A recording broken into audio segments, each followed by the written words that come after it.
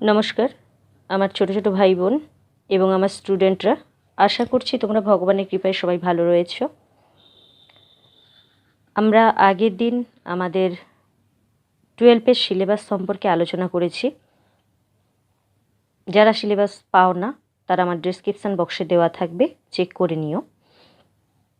আজ আমরা 12-এর প্রথম যে গদ্যাংশ রয়েছে সেই গদ্যাংশ আর্যাবর্ত বর্ণনম নিয়ে আলোচনা করব। আমরা পাট পাট করে কিছুটা অংশ তুলে ধরব এবং সেই অংশের থেকে কি শর্ট কোশ্চেন হয় সেগুলো আমরা জেনে নেব, যাতে আমাদের এমসিকিউ এসএকিউ এখন থেকেই হয়ে থাকে।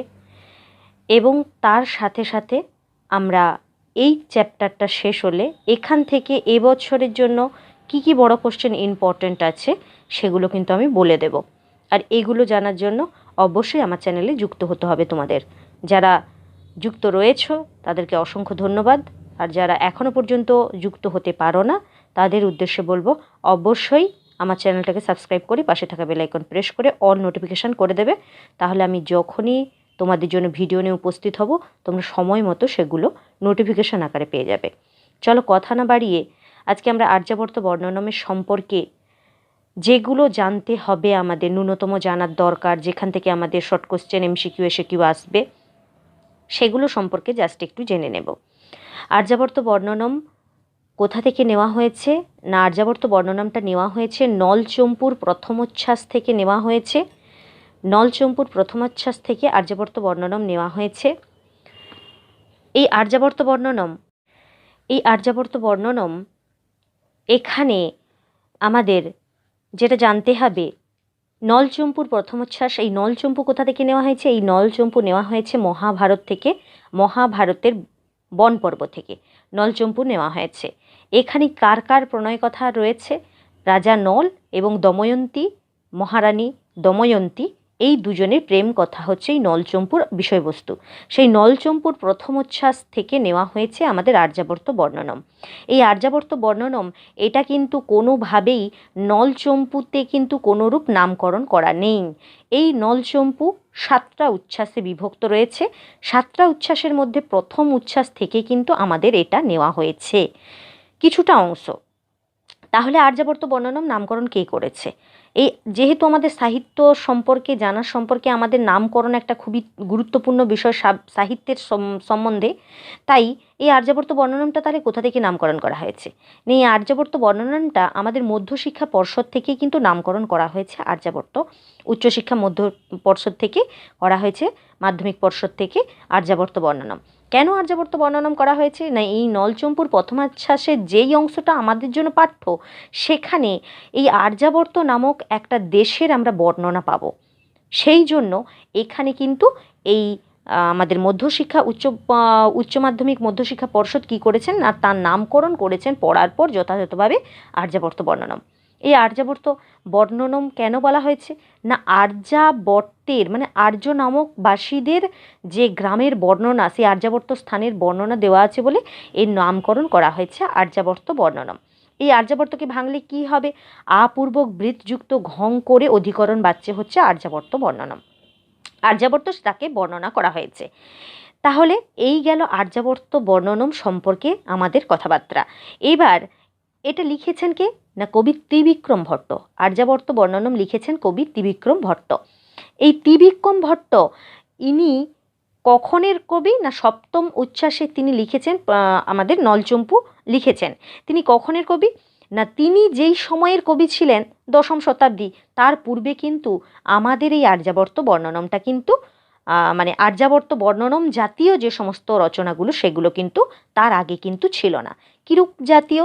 আর আমরা সবসময় দেখেছি গদ্য আর পদ্য এই দুটোর ভাগ রয়েছে। আবার সাহিত্যের মধ্যে আমরা দেখেছি দর্শন কাব্য এবং দেখেছি আমরা শ্রব্য কাব্য। দর্শন কাব্য কাকে বলা হচ্ছে? যে নাটক যাকে আমরা শুনবো এবং দেখব, দুটোই করব, তাকে দর্শন কাব্য বলা হয়। আর যেটা শ্রবণ কাব্য সেটা কি না, শুধুমাত্র শুনে শুনে আমাদেরকে অনুভব করতে হয় কোনো কাব্য সম্পর্কে, তাকে বলা হচ্ছে শ্রবণ কাব্য। এখানে এই আর্যাবর্ত বর্ণনামটা কিন্তু সেই কাব্যগুলোকে ছাড়িয়ে এক ধরনের কাব্য, অবশ্যই শ্রবণ কাব্য, কিন্তু এই কাব্যটাকে বলা হচ্ছে চম্পু কাব্য। আর্যাবর্ত বর্ণনম হচ্ছে চম্পু কাব্য। এই চম্পু কাব্য একমাত্র ত্রিবিক্রম ভট্টের সময় থেকেই কিন্তু প্রচলিত হয়। চম্পু কাব্য কাকে বলে? আমরা কাব্য সম্পর্কে জানি, মানে পদ্য সম্পর্কে জানি, গদ্য সম্পর্কে জানি। এবার চম্পু কাব্য কী? আমরা তো ওই প্রথম শুনছি চম্পু কাব্য। চম্পু কাব্য হলো সেরকম একটা কাব্য যেখানে পদ্য এবং গদ্য সমান সমানভাবে বিন্যস্ত হয়। গদ্য এবং পদ্য পরীক্ষাতে কিন্তু আসে চম্পু কাব্য কাকে বলে। চম্পু কাব্য কাকে বলে? না, যেই কাব্যে গদ্য এবং পদ্য সমানভাবে বিন্যস্ত হয় বা সমানভাবে থাকে, সেই কাব্যকে বলা হচ্ছে চম্পু কাব্য। চম্পু কাব্যের বৈশিষ্ট্য কী? না, চম্পু কাব্যের বৈশিষ্ট্য হলো এই কাব্য, এই চম্পু কাব্য অবশ্যই গদ্য পদ্য মিশ্রিত কাব্য হবে। এখানের যে সমস্ত পদগুলো থাকবে সেগুলো দীর্ঘ সন্ধিযুক্ত পদ হবে। এখানে একটা পদের ভেতর দুটো মানে থাকবে, অর্থাৎ একটা আক্ষরিক মানে, আরেকটা হচ্ছে অন্তর্গর্ভ, ব্যঞ্জনাগর্ভ, সেই রূপ নাম থাকবে এই চম্পু কাব্যের। এইগুলো হচ্ছে বৈশিষ্ট্য। আর এখানে অবশ্যই অলঙ্কার, আবার হচ্ছে যে তোমার যেখানে হচ্ছে যে অলঙ্কারের দরকার, ছন্দে অলঙ্কারের আধিক্য দেখতে পাবো। আবার যেখানে রসের আধিক্য গদ্যে, সেখানে আমরা রস দেখতে পাবো। এইগুলো হচ্ছে চম্পু কাব্যের বৈশিষ্ট্য। এগুলো আমি কেন বলছি না, এগুলো সমস্ত কিন্তু আমাদের পরীক্ষাতে ভেঙে ভেঙে কোনো না কোনো সময় আসে। তোমরা যদি সঠিকভাবে আমার ক্লাস করো, সঠিকভাবে আমি যা যা বলছি যদি শুনে থাকো, তাহলে কিন্তু তোমাদের কিন্তু কখনোই মনের থেকে চলে যাবে না। আর এটা যদি চলে না যায়, যেভাবেই আমাদেরকে কোশ্চেন দিক না কেন, আমরা কিন্তু পরীক্ষাতে লিখতে পারবো। তাহলে কি বললাম? তাহলে এটা হচ্ছে একটা চম্পু কাব্য, আর্যাবর্ত বর্ণনম চম্পু কাব্য। এটা লিখেছিলেন ত্রিবিক্রম ভট্ট। কথিত আছে ত্রিবিক্রম ভট্ট তিনি জন্মগ্রহণ করেছিলেন বিদর্ভ প্রদেশে। তিনি একজন ব্রাহ্মণ ছিল, শাণ্ডিল্য ব্রাহ্মণ পরিবারে তিনি জন্মগ্রহণ করেন। তার পিতার নাম হচ্ছে নেমাদিত্য, ওরফে বলা হয় দেবাদিত্য। তার পিতামহ ছিলেন শ্রীধর। এই ত্রিবিক্রম ভট্টকে আরেকটা নামে ডাকা হতো যমুনা ত্রিবিক্রম। পরীক্ষাতে পড়ে, ইম্পর্ট্যান্ট। ত্রিবিক্রম ভট্টের নাম কি, অপর নাম কি বা নিক নাম কি? তা হচ্ছে যমুনা ত্রিবিক্রম। এবার এখানে আরও একটা কোশ্চেন পড়ে যে এই মানে আমাদের নলচম্পু বা আর্যাবর্ত বর্ণনম কোন অলঙ্কারের আধিক্য দেখা যায়? ভগ্ন শ্লেষ অলঙ্কার। এখানে যদি আমাদের শুধু শ্লেষ অলঙ্কার থাকে পরীক্ষাতে, তাহলে শ্লেষ অলঙ্কার লিখবো যদি এমসিকিউতে থাকে। যদি ভগ্ন শ্লেষ থাকে তাহলে কিন্তু ভগ্ন শ্লেষটাই কারেক্ট হবে। তাহলে আমাদের অলঙ্কার কি না, ভগ্ন শ্লেষ অলঙ্কার। শ্রেষ্ঠ গ্রন্থ এখানটায় কি বলা হয়েছে? নলচম্পু। তিনি যে মানে কতগুলো কাব্য লিখেছেন, তিনি দুটো কাব্য লিখেছেন, দুটো চম্পু কাব্য লিখেছেন। সেটা কি কি? সেটা হচ্ছে নলচম্পু 1 নম্বর, যেটা আমরা পড়ছি। দ্বিতীয় হচ্ছে মদালসা চম্পু। এই মদালসা চম্পুতে কি রয়েছে না, এই মদালসা চম্পুতে মদালসা এবং কুবলয়াস্য, রাজা কুবলয়াস্য এবং মদালসা নামক যে রাজকন্যা, এদের প্রেম কাহিনী হচ্ছে আমাদের মদালসা চম্পুর উপজীব্য।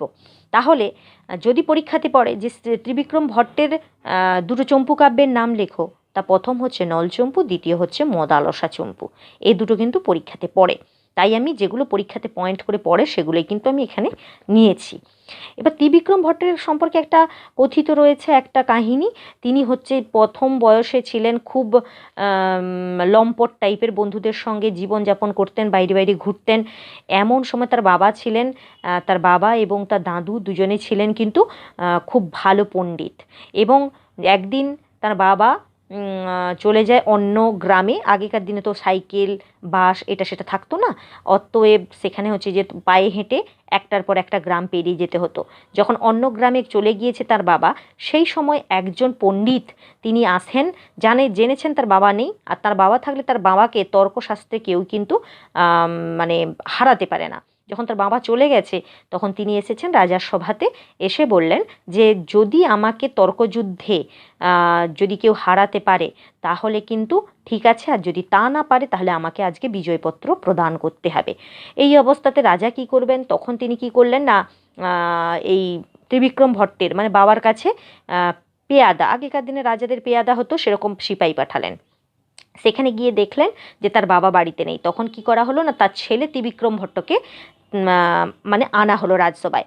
এবার ত্রিবিক্রম ভট্ট তো মূর্খ বদমাস ছেলে, কি করবে?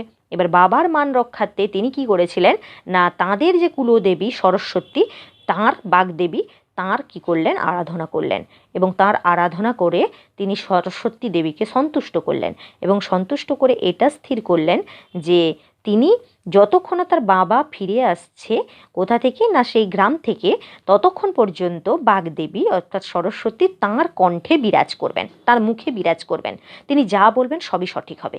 এভাবে তিনি কি করেছিলেন না তর্কযুদ্ধে জয়লাভ করেছিলেন, এবং তাঁর বাবা ফিরে আসা পর্যন্ত তিনি নলচম্পুর সপ্তম উচ্ছ্বাস যুক্ত একটা কাব্য রচনা করলেন এবং মদালসা চম্পু নামক আরেকটা কাব্য রচনা করলেন।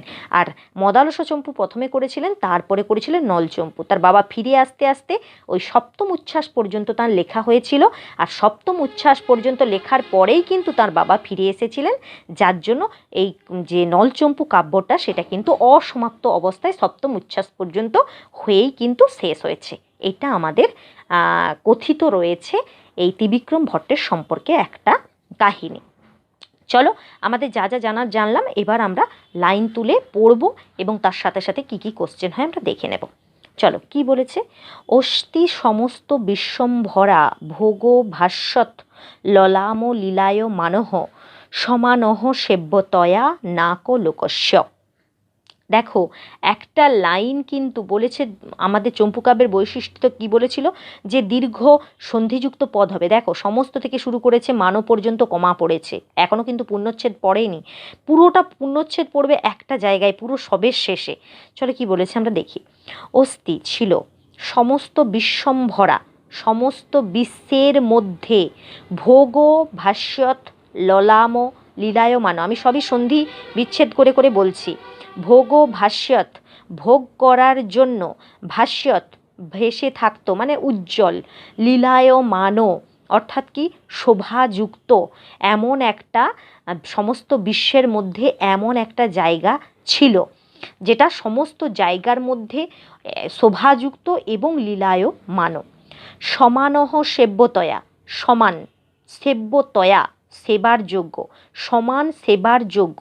কার মতো সমান সেবা যোগ্য না নাক লোকস্য, নাক লোকস্য অর্থাৎ স্বর্গ লোকের মতো সমান সেবাযুক্ত হচ্ছে যেই জায়গাটার কথা বলা হয়েছে। সেই জায়গাটা সেটা কি আমরা বুঝতেই পারছি, সেটা কোন জায়গার কথা বলা হচ্ছে না আর্যাবর্তর কথাই বলা হচ্ছে, আমরা পরে দেখতে পাবো। এখানে যতগুলো আমরা দেখবো এগুলো কিন্তু সবটাই আর্যাবর্তের বিশেষণ দেখব। তারপরে কি বলেছে, গ্রাম্য কবি কথা বন্ধ ইব নিরশস্য মনোহরহ। গ্রাম্য কবি কথা বন্ধ ইব, গ্রামের কবি যে সমস্ত কবিগান করে থাকেন কথা বন্ধ, তার মতো নিরশস্য মনোহর।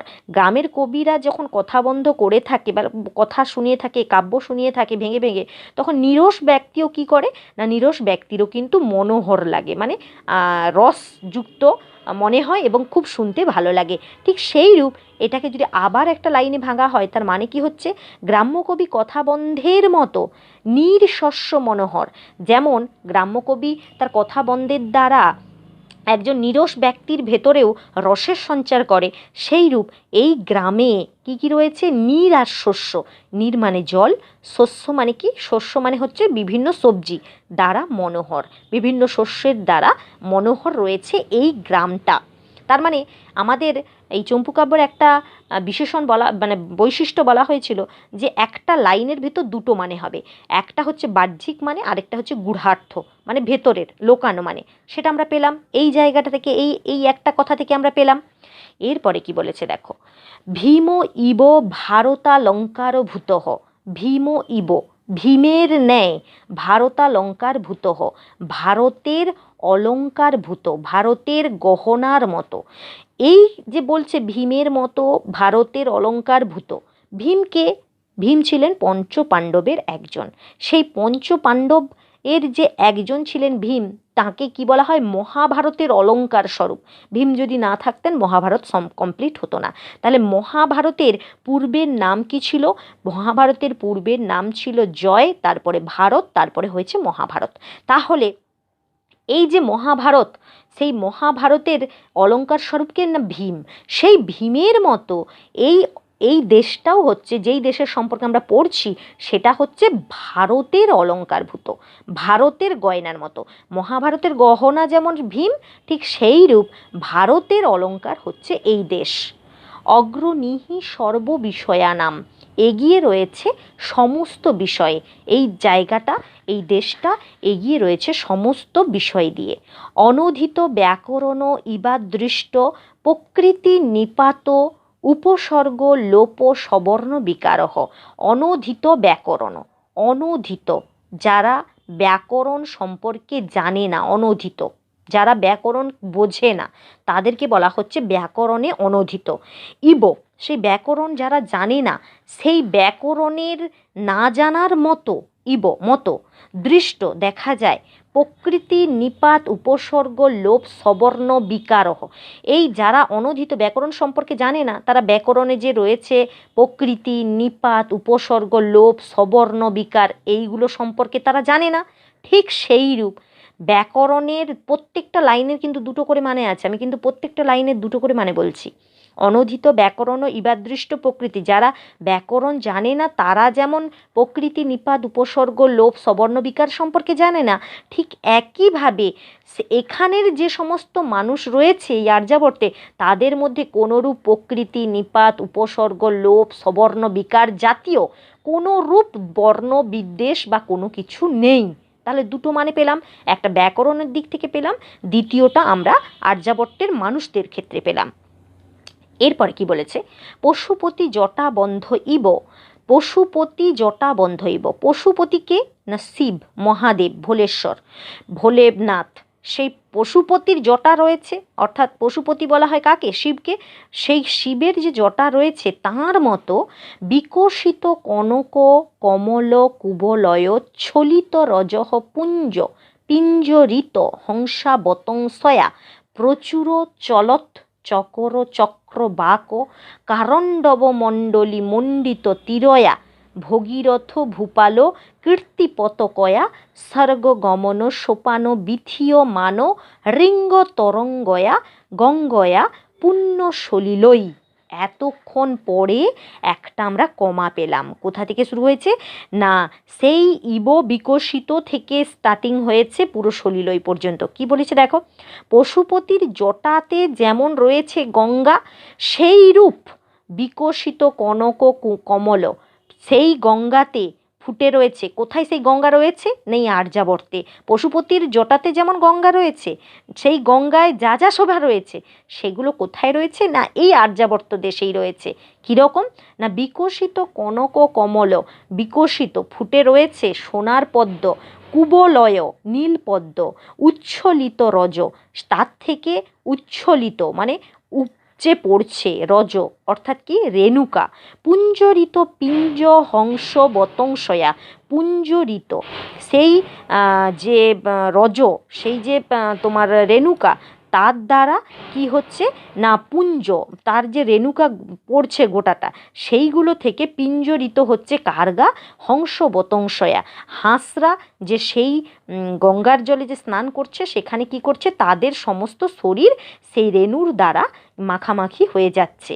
প্রচুর চলত চকর, প্রচুর পরিমাণে চলত চকর, চঞ্চল চকর, চাতক পাখি, চক্রবাক, চক্রবাক অর্থাৎ সারস, কারণ্ডব মণ্ডলী মণ্ডিত তীরা, সারস বক দ্বারা মণ্ডিত তীরয়া, সেই যে গঙ্গার তীর তা মণ্ডিত হয়ে রয়েছে। সেই গঙ্গাটা কোথায় অবস্থিত, যেমন পশুপতির জটাবন্ধে অবস্থিত, ঠিক সেইভাবে আর্যাবর্তের দেশেও রয়েছে।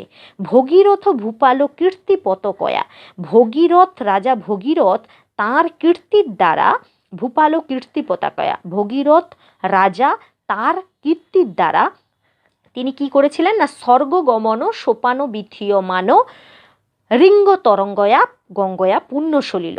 সেই ভগীরথ রাজা ভগীরথ, সগর রাজা যে বংশধর ভগীরথ রাজা, সেই ভগীরথ কি করেছিলেন, সগর রাজার বংশদের উদ্ধার করার জন্য পতাকা স্বরূপ তিনি গঙ্গাকে স্বর্গ থেকে মর্তে আনয়ন করেছিলেন। সেই জন্য ভগীরথের কীর্তি পতাকা বলা হয় কাকে না, এই গঙ্গাকে। ভগীরথ ভূপাল কীর্তি পতকয়া স্বর্গ গমন সোপান বিথীয়মান রিঙ্গ তরঙ্গয়া, স্বর্গ গমনের সিঁড়ি যাকে বলা হয়, সেইরূপ গঙ্গা তরঙ্গের দ্বারা গঙ্গয়া পুণ্য সলিলই, সেই গঙ্গাতে স্নান করলে কি হয়, সলিলই সেই জলে স্নান করলে কি হয় না পুণ্য লাভ করে থাকি। সেইরূপ গঙ্গা কোথায় রয়েছে না পশুপতির জটাবন্ধে রয়েছে, এবং আমরা যার বর্ণনা পড়ছি সেই বর্ণনাতে আমরা দেখতে পাচ্ছি। এই যে ভগীরথের ভূপাল কীর্তি পতাকা, এখান সম্পর্কে কিন্তু একটা গল্প রয়েছে। আর এই ভগীরথ, রাজা ভগীরথকে তাঁর সম্পর্কে লেখো, পুরাণে কি বলা হয়েছে, এটা কিন্তু পরীক্ষাতে পড়ে। আর সেই ভগীরথ সম্পর্কে ওই যে ঘটনাটা বললাম, সেই ঘটনাটা একটু বড়োভাবে আছে, আজকে আমি বলতে পারবো না, কারণ ভিডিওটা তাহলে প্রচুর বড় হয়ে যাবে। আমি আজকে শুধু মানেটা বলে যাচ্ছি, এর থেকে কি শর্ট কোশ্চেন হয় বলে যাচ্ছি। আমি চেষ্টা করছি পরের দিন যদি শর্ট থাকে, ভগীরথ ভূপাল কীর্তি পতাকয়া এর থেকে কি কাহিনী রয়েছে সেই কাহিনীটা আমি তোমাদেরকে বলে দেব। চলো কেননা ভিডিওটা এমনিতেই বড় হয়ে যাচ্ছে, এর থেকে শর্ট কোশ্চেন আমরা জানবো, তাই আমরা গল্পটা জানতে পারছি না, গল্পটা আমরা পরের দিন করে নেব।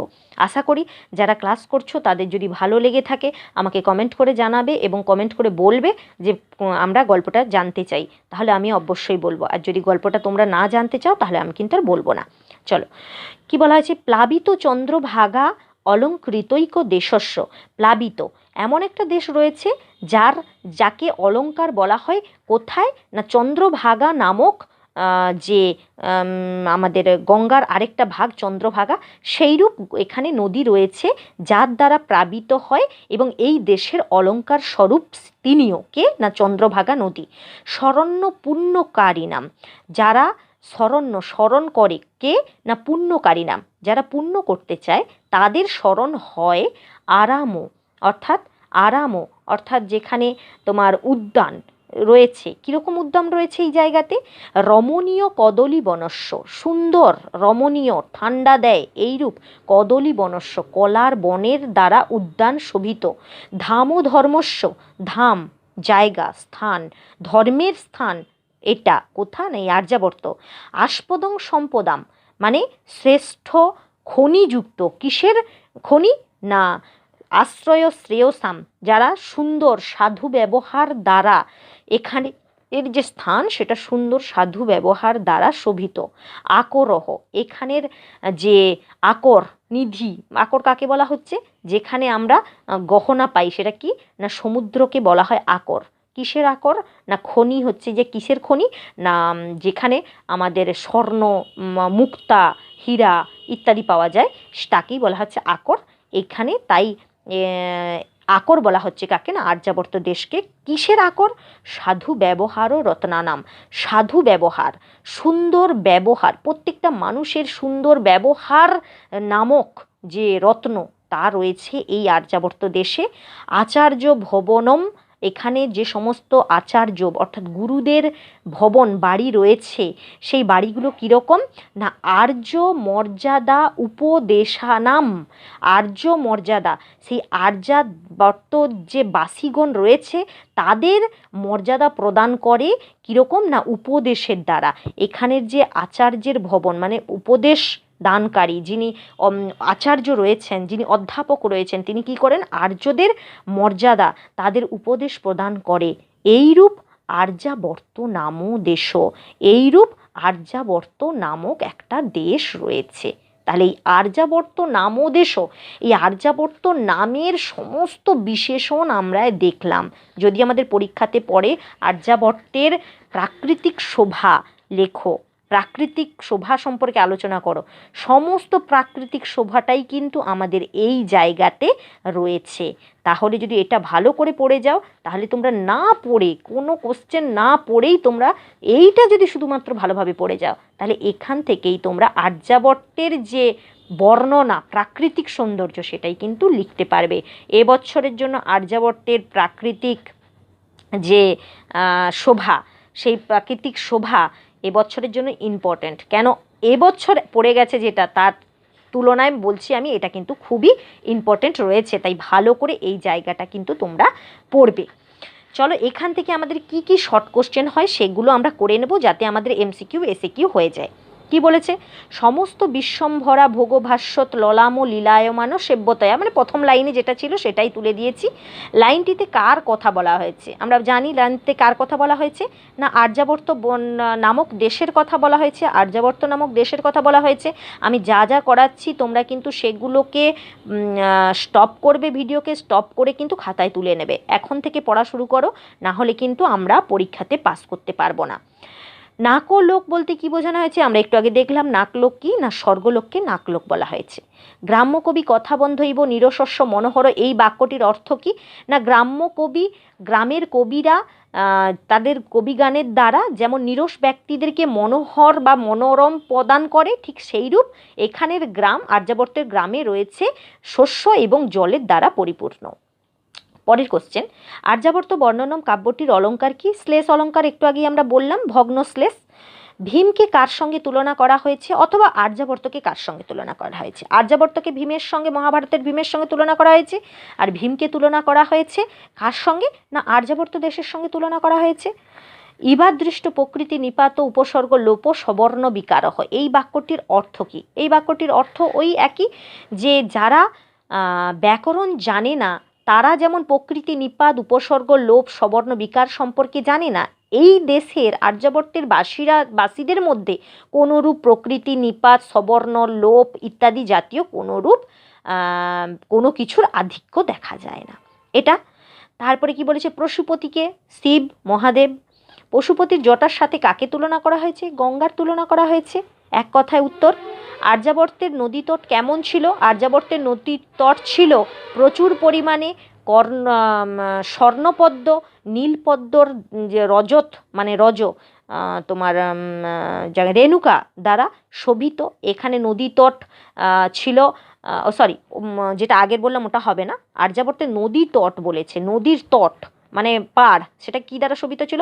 প্রচুর পরিমাণে চলত চক্রবাক, কারণ্ডব, সারস, বক ইত্যাদির দ্বারা, এখানে চঞ্চল চকর ইত্যাদির দ্বারা পূর্ণ ছিল। ভগীরথের কীর্তি বলতে কাকে বোঝানো হয়েছে? গঙ্গাকে বোঝানো হয়েছে ভগীরথের কীর্তি। দেশটির নাম আর্যাবর্ত হলো কেন? দেশটির নাম আর্যাবর্ত হলো কেন? এটার অ্যান্সার হচ্ছে, যেখানে আর্যরা বারবার ঘুরে ফিরে জন্মগ্রহণ করেছেন সেই জায়গাকে বলা হচ্ছে আর্যাবর্ত।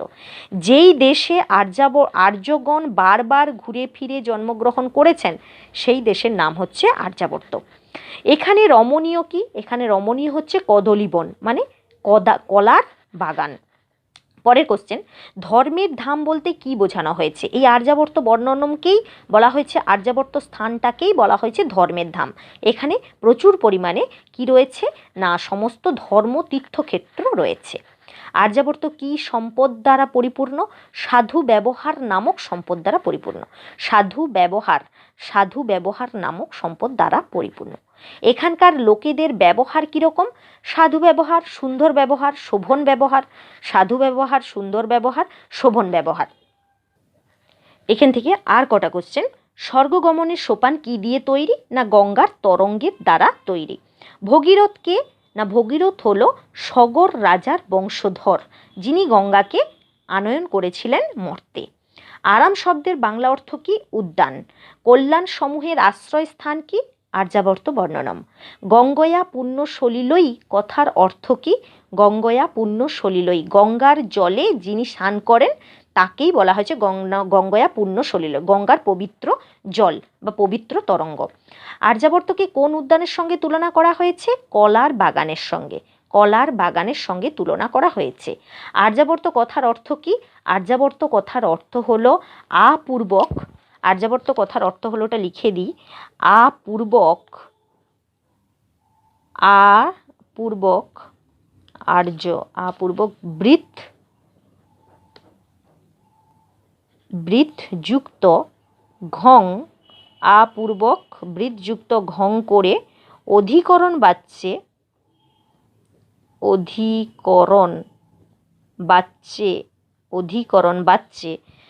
আপূর্বক বৃত্তযুক্ত ঘং করে অধিকরণ বাচ্চে হচ্ছে আর্যাবর্ত। এই আর্যাবর্ত কথার অর্থ হচ্ছে, যেখানে আর্যগণ বারবার ঘুরে ফিরে জন্মগ্রহণ করে সেইরূপ স্থানকে বলা হচ্ছে আর্যাবর্ত। আকর পদের সংস্কৃত প্রতিশব্দ কি? আকর পদের সংস্কৃত প্রতিশব্দ হচ্ছে নিধিহি। আকর পদের সংস্কৃত প্রতিশব্দ হচ্ছে নিধিহি। এই কতগুলো 23টা শর্ট কোশ্চেন আমরা যদি আজকেই করে নিতে পারি তাহলে কিন্তু আমাদের আর কোনোরূপ এমসিকিউ এসএকিউ নিয়ে মাথা গরম থাকবে না এই জায়গাটার জন্য, যতটা আমরা পড়লাম শুধু সেই স্থানের জন্য। তাহলে যতটা আমরা পড়লাম সেই স্থানের জন্য যেগুলো এমসিকিউ এসএকিউ পড়তে পারে সেগুলো আমি তোমাদের দিয়ে দিলাম। যদি আমার এই ভিডিওটা ভালো লাগে তাহলে অবশ্যই লাইক করবে, বন্ধুদের সাথে শেয়ার করতে পারো যাতে বন্ধুরাও পড়ে উপকৃত হতে পারে। আর যদি এইরূপ ক্লাস পেতে চাও, যারা নতুন আমার চ্যানেলে এসছো তাদের অবশ্যই বলবো আমার চ্যানেলটাকে সাবস্ক্রাইব করে নাও এবং অল নোটিফিকেশান করে নাও, তাহলে আমি যখনই তোমাদের জন্য যেইরূপ ভিডিও নিয়ে উপস্থিত হব তোমরা সময় মতো সেগুলো পেয়ে যাবে। অবশ্যই আমার ক্লাসের দিকে নজর রাখো, 100% নাম্বার তোমরা পাবেই পাবে। আর যদি সেটা নিয়ে ডাউট থাকে আমি আবারও বলবো, আগের বছরের মানে 2024-এর যে উচ্চ মাধ্যমিক হলো সেই কোশ্চেন খুলে ফেলো, আমার সাজেশান খুলে ফেলো, দেখো আমি যে সাজেশান করেছি সেই সাজেশান অনুযায়ী সমস্ত কিছু পড়েছে কি না, কতগুলো করে সাজেশান করেছি, কত বেশি করেছি না কত কম করেছি, দেখে অবশ্যই কনফার্ম হয়ে তবেই আমার চ্যানেলটাকে সাবস্ক্রাইব করো। চলো, যতক্ষণ না পর্যন্ত নতুন ভিডিও নিয়ে আসছি ততক্ষণ পর্যন্ত সবাই ভালো থাকবে, সুস্থ থাকবে, অবশ্যই ভালো থেকো।